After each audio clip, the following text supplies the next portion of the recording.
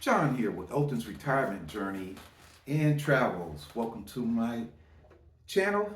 In this video entitled What I Learned Working for a Wall Street Investment Bank, I'm going to go ahead and get started here and tell you how you can get hired first and what you have to go through. So the number one thing that's going to happen is once you fill out that application and you go through the interview and they make you an offer is the background check. The first thing they're going to do is verify your previous employment, the companies that you previously worked for. They're going to want to verify that you truly did work for these companies. In some cases, they may not be around anymore. You're going to need to have either your W-2 for each year that you worked there or your first and last pay stub. And that will verify your employment. The other thing is if you have a college degree or any type of specialized education, they want to verify that as well. So you're going to need to have an accurate number or some kind of responsive email so that they can verify you actually did graduate and have this degree.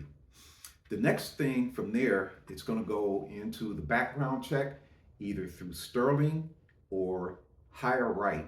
And what they're going to do is they're going to possibly use the addresses on your credit report to check each county, state and county that you lived in to see if there's any criminal records, any convictions, felonies, or any charges pending against you. As well as once you get hired, they're going to fingerprint you and run you through the National Crime Information Center computer that will have all arrests nationwide and in all territories. So, to prepare for this, if you know you have something, you want to get a copy of it from the county clerk's office, or you want to go to the FBI's website and submit to get a report back on what is in that National Crime Information Center system, and then go through the process of possibly hiring an attorney to have that expunged where it is removed from your record. Once you've done that, you'll clear background check, and then you'll start your employment with the firm.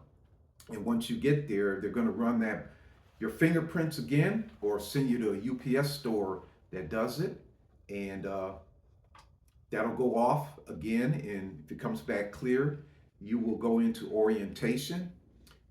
You'll be assigned a cubicle. You'll be assigned a laptop. You'll get your badge, a photo for that, and then you'll start going through the numerous computer-based training modules related to the firm's policies. There's all kinds of stuff in there: disclosures, acknowledgments, training on cybersecurity, and one of them is ethics. For example, let's say you're a financial consultant and you're working with the finance minister of Qatar. The finance minister of Qatar likes you and he gifts you a used 747. You cannot accept that 747 aircraft. Not at all. However, if the royal family is coming into the U.S. for the World Cup and they can't make it, and they say, hey, we have this suite, you and 4 of your guests are welcome to use it. I've left the tickets at will call. You want to check with your manager first to see if that is a gift that you can accept. So there's a lot of ethics and things like that. So that's basically getting you hired because it is a heavily regulated industry. There's a lot of zero tolerance. A lot of your calls with the customers are recorded, so you have to be very factual and up to date on the information and your etiquette when talking to these people, including the employees. So that is the basic part of the working for a Wall Street investment bank. And I'm going to go ahead and go into something a little bit different. And one of them is called the outside business interest. The outside business interest is anything that you do that is of a financial nature that they cannot regulate or monitor.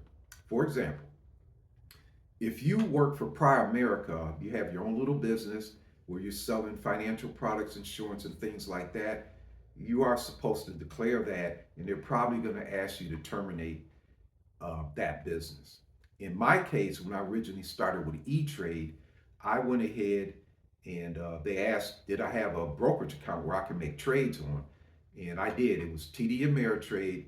I had some balance on it, about $776, and I was required to liquidate the shares, close out the account, transfer the funds to E-Trade, and produce a statement saying that that account is closed, which I did. And so I thought I was in the clear. The other accounts I have, that are rollover accounts for IRAs. I was not disclosing that. However, under Morgan Stanley, while I was working there, and I was there for about 6 years and 3 months, and it was in June, so I had got a hold of Fidelity, and I met with someone, and we agreed that I was on track, and they gave me a link to link up the E-Trade account, which would have a rolling balance of all accounts. Well, when I linked that account, it connected with the E-Trade system. On the E-Trade system, I'm an employee. On the Morgan Stanley side, I was a client. So I had did this before, and there was no repercussions.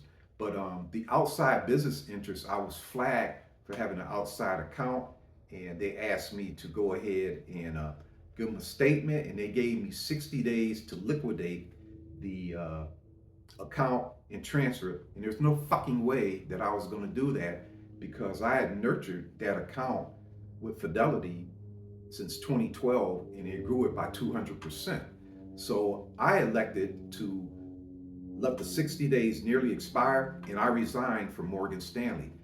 And I originally was going to work until probably Memorial Day weekend of the year I turned 65, which meant it would have been about another 18 months or so. But I went ahead and resigned because I was not going to liquidate that account. Now, here's the thing about something like that. They want to be able to monitor all of your trading activity. For example, when I was sending in $500 a month, starting in the year 2021 as well as 2022, I've got an email from someone that was monitoring my activities saying that we see you're making a lot of trades here. We just want to remind you that every trade that you make, you must hold them for 90 days before you sell. So that's some of the oversight that they have, because they don't want people doing underhanded things like Michael Milken was doing. Netflix has something called Titans of Wall Street, and explain his insider trading that he was doing.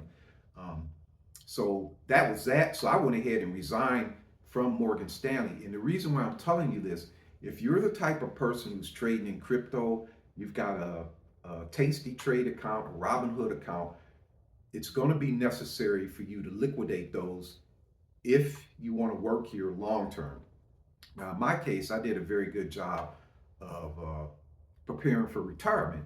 So that's why I'm retired now. I originally didn't plan on it, but I'm glad I did. But I just want to come on and explain this to the audience, because we do have a lot of younger people who are thinking about going into finance. And if you work in that field, you cannot have an outside trading account.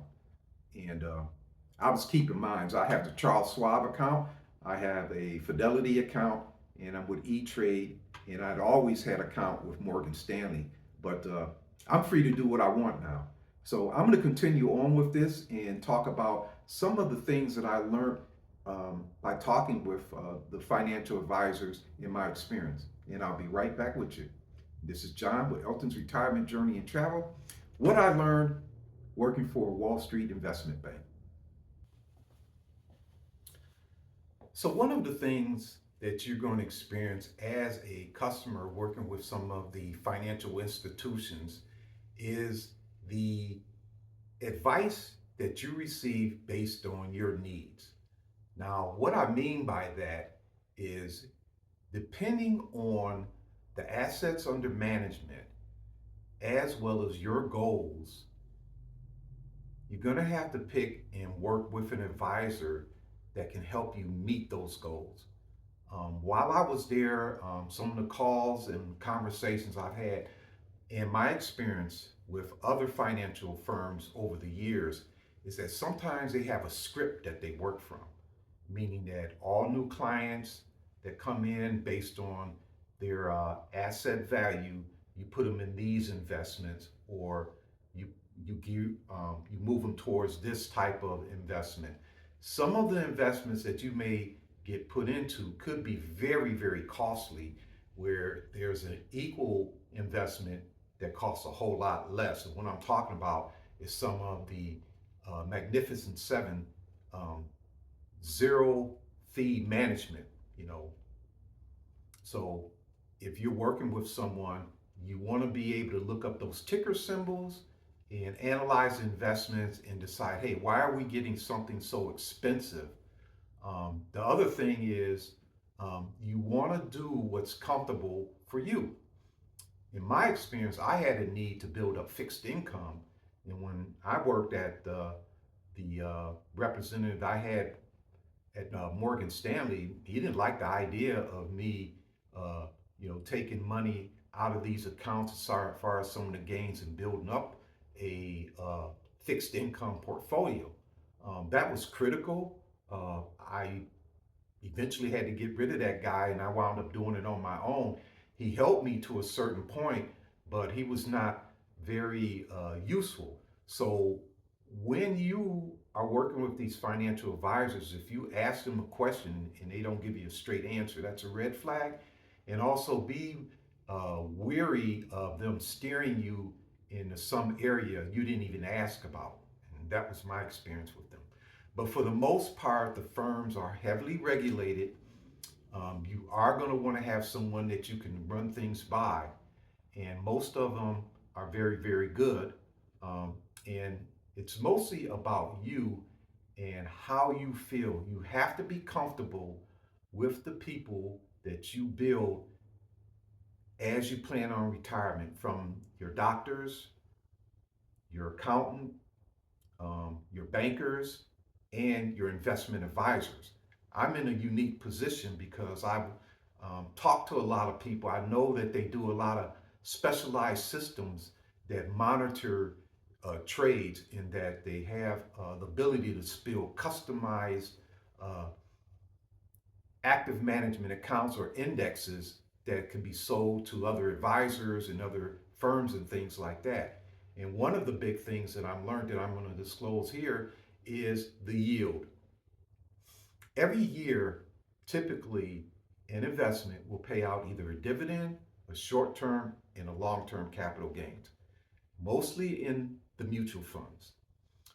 Those capital gains, if they're large enough, and you have a number of funds that are paying out significant amounts, and you have a low requirement on your income, say 50,000, or in my case 20,000, it is uh, potential for you to turn off those reinvestments where they buy more shares and let it go into the cash sweep account and then just live off of that. I have over 20 years that my funds must last me. So that's what I'm doing, and I'm going to demonstrate that later on this year, and first of 2026, when I go to fund the next year. But just remember that your investments should be making money for you. And be mindful of reps wanting you to pull all of your accounts into one. It's great to look at that, but what they're trying to do is harvest the fees off of these other accounts. If you, like in my case, the Fidelity account's going to produce nearly $10,000. It's starting to pay off capital gains now. Well, that's 6 months worth of income. I don't need to sell those investments, move them to your firm, and let you pick some investments for me. I can do it on my own. And that's what we want to move into. You're going to need to use some of these advisors, but just be mindful that some of this stuff you're going to want to do on your own if you want to save money and you want to have total control. So that's what I learned from working for a Wall Street investment bank. I started learning and thinking like I was managing a portfolio. Okay, so this is John with Elton's Retirement Journey and Travel, and this is the end of my presentation. I hope you like and subscribe, and feel free to leave some comments if you wish. Otherwise, come back when I go ahead and do my funding for year 2026. Thank you for watching.